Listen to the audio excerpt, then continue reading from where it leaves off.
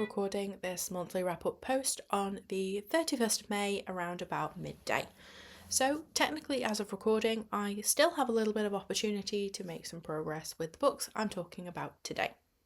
Editing me will pop notes in as to where I get up to for the relevant books, but more on that later.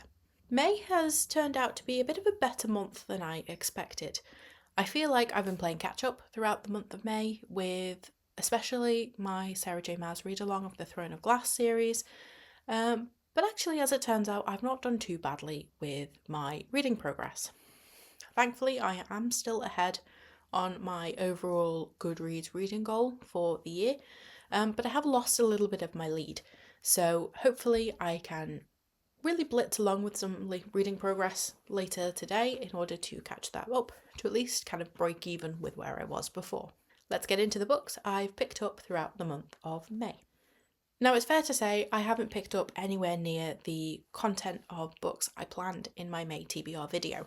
In fact, of the 4 TBR jar picks I pulled out in that video, which you can go and watch here if you haven't already, I have only picked up 1. But unfortunately, these things happen, so the rest of those books are just going to have to stay on my TBR. I will get to them at some point. But really, it's been a month of focusing on some reading priorities, and then, like I say, I did get to that 1 TBR jar pick towards the end of this month, and that is actually one of my current reads. Going back to the beginning of May though, let's touch on the first carryover from April, which is Why We Get Sick. Now, I picked up this book as a bit of a mood read. It wasn't on my TBR in any way, shape or form, but I needed a bit of a break from what I was reading. Now, this book touches on a subject that I wanted to learn a little bit more about anyway. This book focuses on insulin resistance and basically how that can cause long-term health problems. Whilst the main focus of the book is about how it happens and what happens on a biological level, there are some kind of tips and tricks in that book to really how people can reduce their insulin resistance and effectively mitigate these long-term problems. Now, it's not a miracle life-saving book. It's not talking about anything radical, so don't be looking for quick fixes here.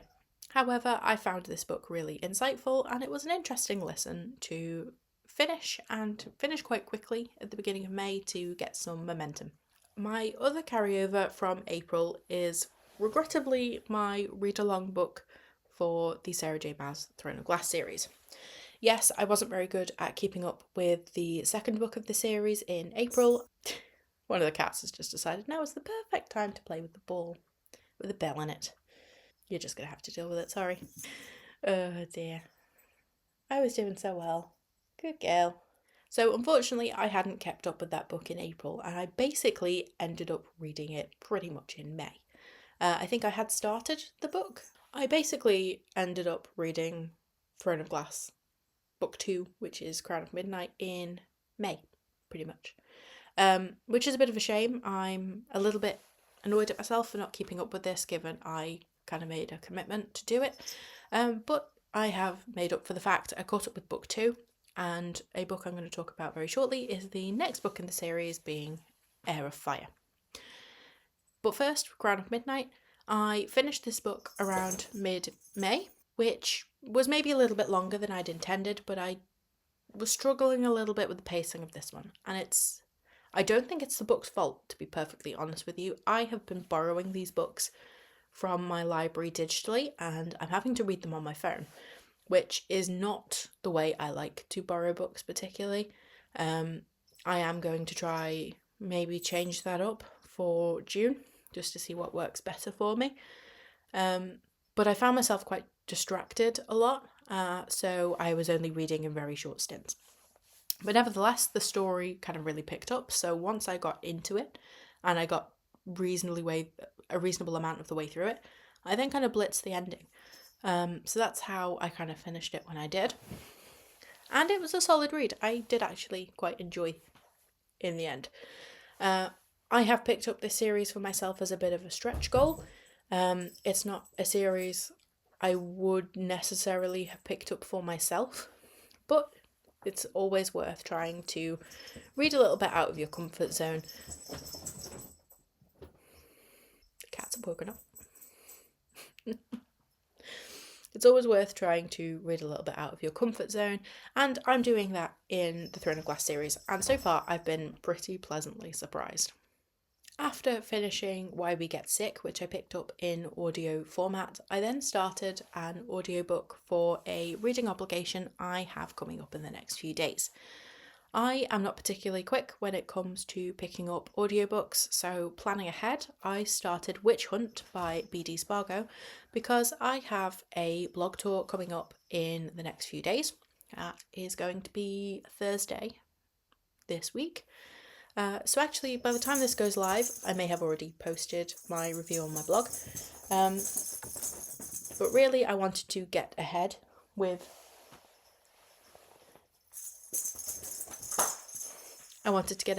listening to this audio, so I was finished in plenty of time, so then I wasn't trying to panic before the blog tour. Because I have a bit of a habit of that, and given that audio especially isn't my quickest format of reading, I definitely didn't want to end up in those straits. Now, I really enjoyed Witch Hunt. I picked it up because it's like mystery thriller vibes, but it has ties to witchcraft and kind of the accusations that haunt the location of Pendle Hill.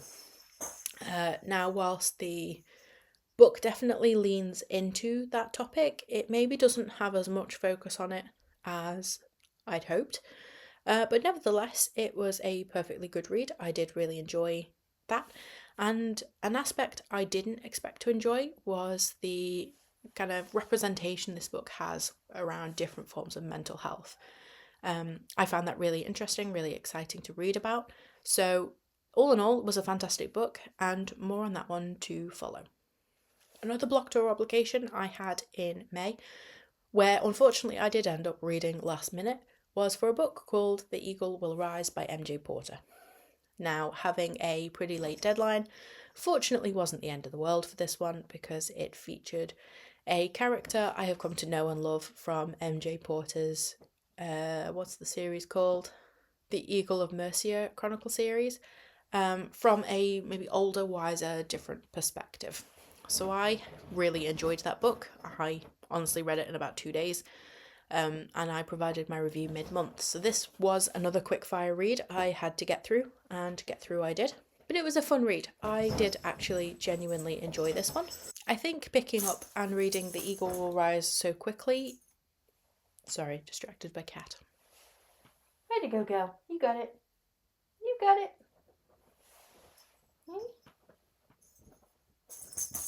Good girl. Good girl. Having a deadline to pick up The Eagle Will Rise actually kind of worked out for me. I thrive on a bit of a deadline, and having that meant I was having to read around 150 pages a day. So given I'd been struggling to pick up a book for any kind of length of time in The Crown of Midnight and being really quite bitty with it, it actually worked in my favour to have a book where I needed to read for a solid stint. It kind of got me back into reading where I had been struggling and maybe a little bit slumpy with something else. I have already shared my thoughts on The Eagle Will Rise over on my blog, so I will share a link to that in the video if you want to go and read that. I will be following up with a video recording version in due course, so watch this space. So as of recording, those are the 4 books I have finished throughout May so far, but I also have some current reads that I am progressing with the hopes that I'm going to finish one by the end of today, and the rest I expect to carry forward into June. Now, the book I'm hoping to finish by the end of today is the sequel to Sarah J. Maas's Crown of Midnight, which is Heir of Fire. Now, this book is quite a bit bigger than the 2 earlier books in the series. The first couple of books were in the region of around 430 pages, but Heir of Fire weighs in at approaching 600, so it's quite a bit bigger compared to the other books, and that is a theme that continues.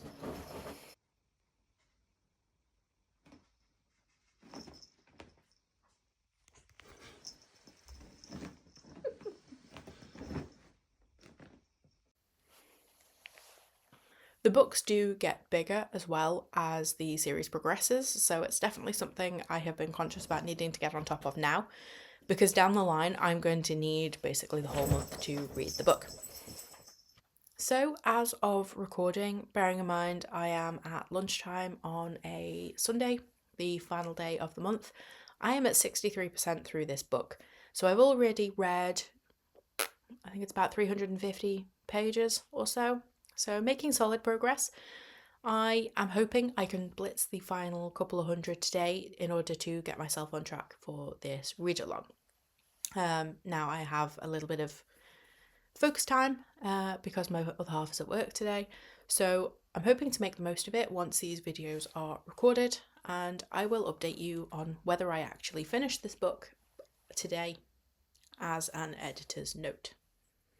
The next book I will be carrying forward into June, but is a current read, is also going to feature on my June TBR, and that is Fire Cannot Kill Dragon. This is the one book that came out of my TBR jar that I've actually got to this month. And to be honest, it's probably the shortest as well, and that might have influenced why I picked this up. Not only that, this book is about the filming of the Game of Thrones TV series, and kind of gives the inside scoop on things we might not be aware of, including talking about the pilot that we never got to see, but also about kind of the backstage kind of drama and insights from the characters on why they made certain stylistic choices, and the likes of those things that then ultimately influence the TV series. I love anything in Game of Thrones, so this has not been a difficult read, and I've enjoyed picking this one up actually as a bit of a break from Sarah J Maas when I've needed something a little bit different. So as of recording, I'm actually further along than I thought. I'm 116 pages.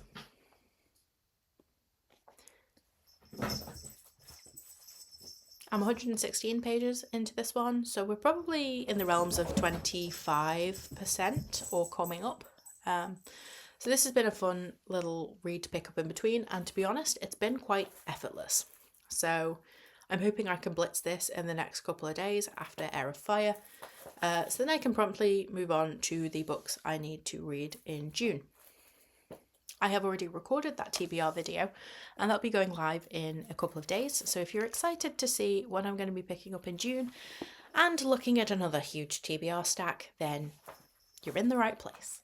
Finally, I have 2 audiobooks to update you with progress on. The main audiobook I've been progressing with in May, specifically with the target of finishing this in early June, is Somewhere Beyond the Sea by TJ Klune. I'm hoping this book qualifies for the Goodreads Pride Month Award as part of the Goodreads Spring Reading Challenge. The protagonists that this book focuses on include a gay couple, Linus and Arthur Parnassus, who are running an orphanage, or what was an orphanage, but they've kind of turned it into a home for these misfit children with magical abilities. This is the sequel to The House in the Cerulean Sea, in case you are not familiar, and I've really been enjoying this audio. I wanted to pick this up anyway because I've already read that first book. It makes sense to follow through with the sequel. And like I say, I'm hoping it'll qualify for the Goodreads Pride Month prompt. Now, if it doesn't, I know I've done it, if you know what I mean. I'm obviously hoping it does officially qualify. But I've essentially been pacing myself with the audio for this month so that as of the beginning of June, I am this close. Now, as of recording, I am 80% through this audiobook with about 2.5 hours listening time left. I'm listening to it at about 1.5 speed, so it's quite quick. Certainly quicker than I typically do, but with the way the narration style is, that's working absolutely fine. So I'm getting along with this one really well. And like I say, I'm specifically targeting finishing this in June so that I do finish the book in Pride Month itself, in case that's kind of qualifying criteria as well.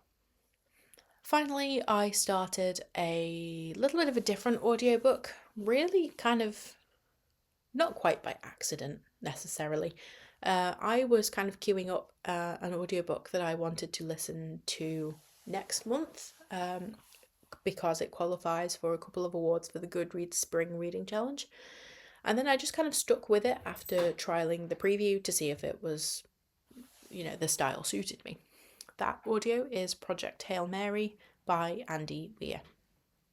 Now, I can't really talk too much about this book because I'm only on chapter 3.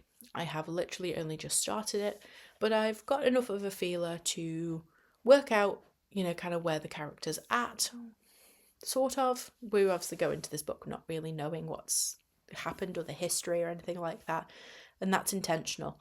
But I've listened to enough to kind of get a feel that I'm invested in the character and figuring out what's going on, what problem he's trying to solve, and how he ends up in the position he does at the beginning of the book. So again, like I say, can't really talk too much about this one. I've only just started it, but it's going to be one that I'm going to be talking about more in the coming weeks. So I hope you can stay tuned to find out more about my thoughts on that one. So all in all, May hasn't been too bad of a month. Unfortunately, I didn't get to 3 out of 4 of my TBR jar reads, but unfortunately these things happen. They were also some very chunky books, so the reality of getting to them anyway was probably on the slim side. Nevertheless, they're going to stick around on my TBR and I will follow up with them in the near future. What have you read throughout the month of May? Are you happy with your May reading progress, or do you wish you'd picked up more as well? Let me know in the comments. I hope you can stay tuned for my June TBR, which is coming out in a couple of days, and the list is just as ambitious. Wish me luck. Until then, bye for now.